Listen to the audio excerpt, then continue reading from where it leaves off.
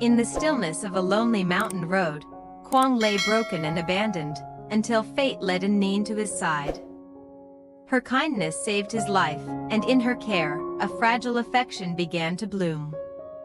But when Linda, his devoted lover, and his grieving mother finally found him, the cottage that once sheltered him turned into a storm of love, guilt, and unspoken truths. Between loyalty to the past and gratitude to his savior, Quang's heart was torn. What choice will he make? Backhand index pointing right. Don't forget to subscribe and follow for the next chapter of this emotional journey.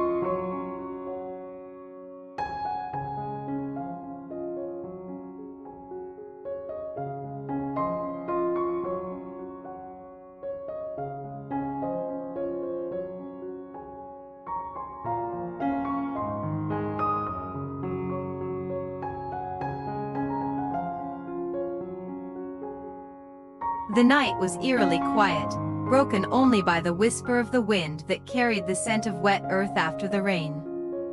Along the lonely dirt road that curved through the outskirts of the forest, a battered figure lay motionless. Quang's clothes were torn, his face streaked with blood and dirt, his legs twisted unnaturally as if the cruel pavement had swallowed every last ounce of strength in him. Hours earlier, he had been ambushed, robbed, and mercilessly beaten by a gang of faceless men who showed no hesitation as they tossed him aside like a piece of discarded trash.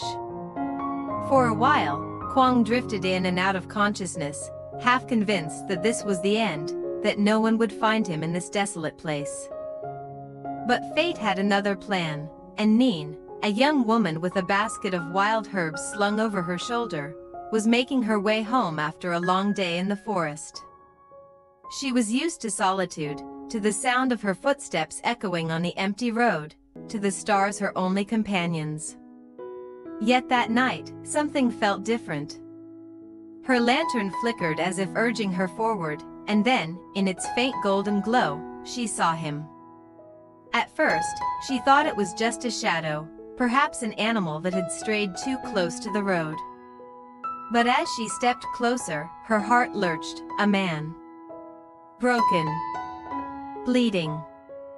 Barely alive, and Nin dropped her basket instantly, herbs scattering onto the damp soil.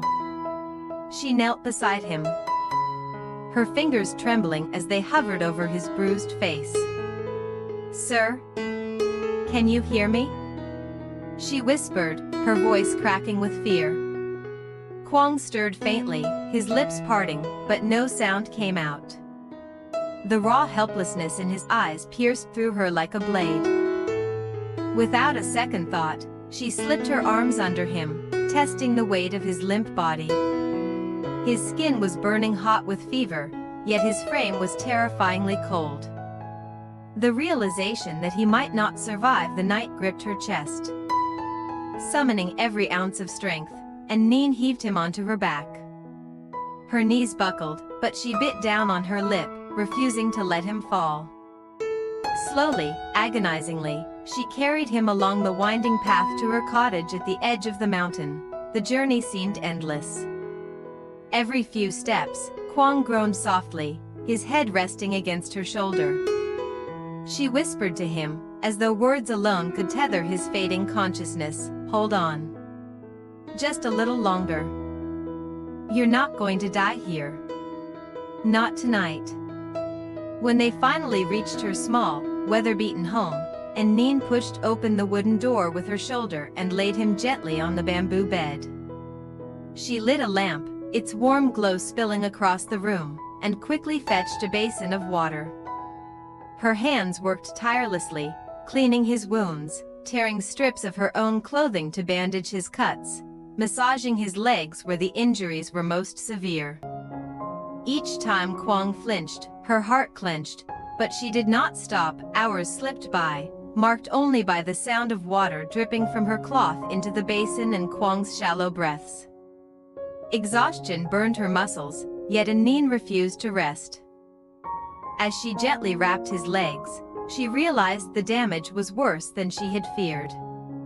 "If you can't walk again," she whispered, a lump forming in her throat, "then I'll help you stand."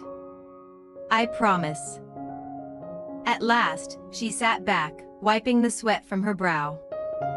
Quang lay still, but his breathing had steadied, his face a shade less pale than before. Relief washed over her, mingled with a strange warmth she could not name. She had saved his life, at least for tonight. Outside, the forest remained cloaked in silence, unaware that within the humble walls of a mountain cottage, a bond had begun to take root. It was fragile, born of desperation and compassion, but it would change the course of 3 lives forever.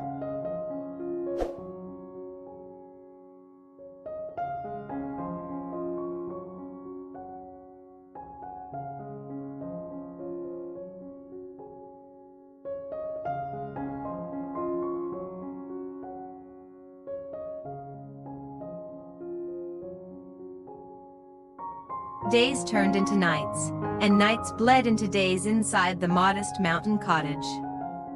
Time seemed suspended in the fragile space where survival had brought 2 strangers together.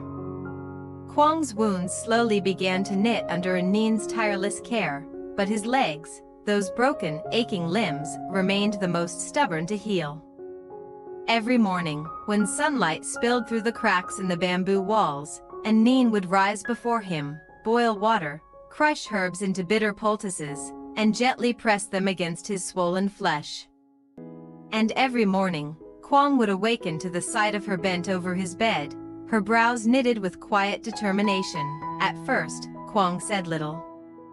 Pain had rendered him withdrawn, guarded. His eyes followed her movements, his silence heavy, as though he feared words might betray the vulnerability he tried so hard to conceal. But Nin filled the silence with her voice, soft and steady, telling him stories of her childhood, of how she learned to forage for roots and herbs after her parents passed, of the countless lonely nights when the mountains were her only companion. She spoke as though confessing to the stillness, never demanding answers, never expecting comfort in return. Yet something inside Quang stirred each time her voice wrapped around him. There was no pity in her words, only sincerity. He found himself watching the way her eyes glimmered like fireflies when she laughed at her own small jokes. The way her hands, though rough from labor, moved with the gentleness of falling leaves. One evening, as she spooned broth to his lips, their gazes met and lingered longer than either intended. For the first time in many nights, Quang felt warmth that had nothing to do with the blankets covering his body. But along with that warmth came guilt. Linda's face haunted him, her smile, her voice calling his name.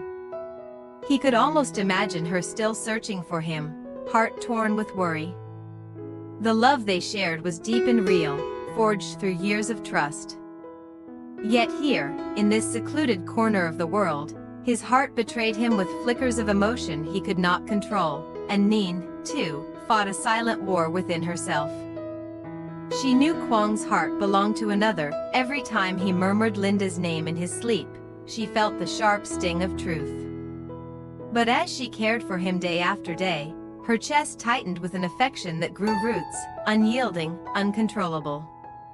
Love, she realized, was not something she had chosen, it had chosen her. And though she tried to smother it beneath duty and kindness, the flame only burned brighter. One afternoon, while helping him attempt to stand, the conflict came to the surface. Quang leaned heavily against her, his weight nearly toppling them both. Their hands clasped tightly, their breaths ragged with effort. When his strength gave way and they collapsed onto the bed together, there was a moment of stillness, so close, so unbearably close. His heartbeat thundered against her chest, and for an instant, the world outside ceased to exist. Their eyes locked, filled with unspoken emotions neither dared name. It was Nin who pulled away first, retreating into silence. She busied herself with the herbs, her hands shaking as though to wash away what had just happened. Quang sat motionless, torn between shame and longing, his heart pounding with questions he refused to answer.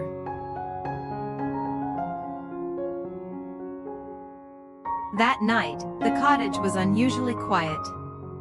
Quang lay awake, staring at the flickering lamplight on the ceiling, haunted by the memory of Linda's devotion and by the tenderness of Egan's touch.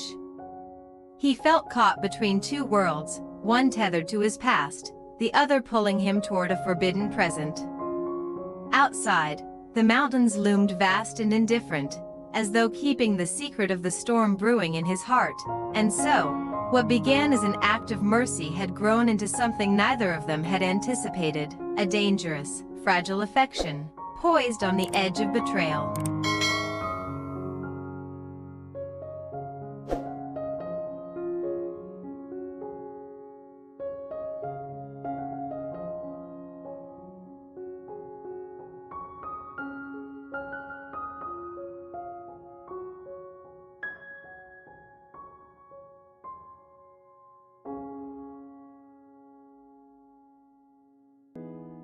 The fragile peace inside the mountain cottage could not last forever.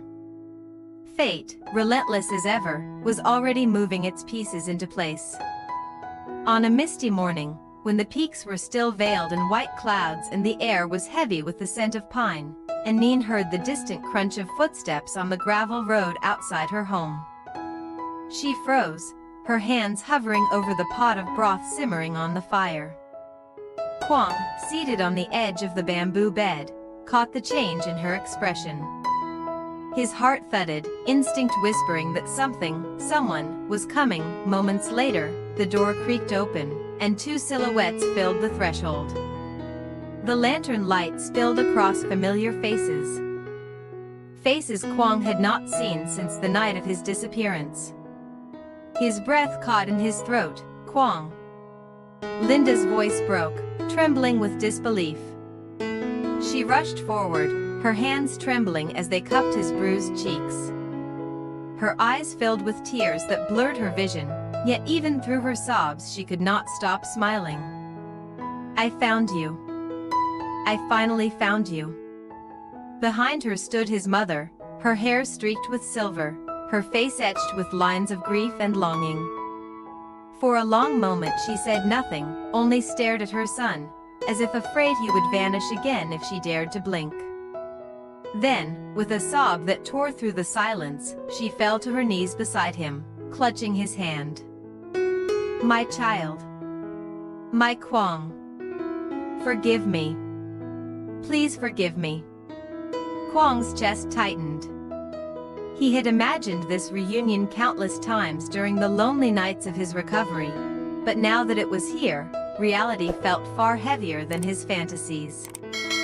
His throat burned with words he could not shape, torn between resentment for years of abandonment and the aching relief of his mother's touch. And then, in the corner of the room, Egan stood silently, her hands still dusted with herbs from tending to his wounds. Her eyes lingered on the tender reunion, and though she willed herself to smile, a quiet ache gnawed at her heart. She had saved him, sheltered him, nursed him back to life, but now, before her very eyes, she felt the bond between him and Linda reclaim him like a powerful tide sweeping away everything in its path. Linda noticed her then. Her gaze flicked toward the young woman in the shadows, taking in her presence the closeness she seemed to have with Quang, the faint trace of familiarity in the way he looked at her. A storm of unease stirred within Linda's chest. She tightened her hold on Quang's hand, almost instinctively, as if afraid someone else might take him away. Quang sensed it too. He turned toward Egan, meeting her eyes for the briefest moment. In that silent exchange, guilt surged through him like fire. How could he ever explain? How could he tell Linda about the nights when Egan had sat awake by his side, whispering comfort to his fevered dreams, or the moments when her laughter had made his pain more bearable? To deny Egan would feel like betraying the one who had saved him. To acknowledge her would wound Linda beyond repair. His mother's tears wet his hand. Linda's love clung to him like a lifeline, and Egan's silent devotion hung in the air like a ghost. For the first time since his ordeal began, Quang wished he had never been found, for being lost seemed easier than being torn in three.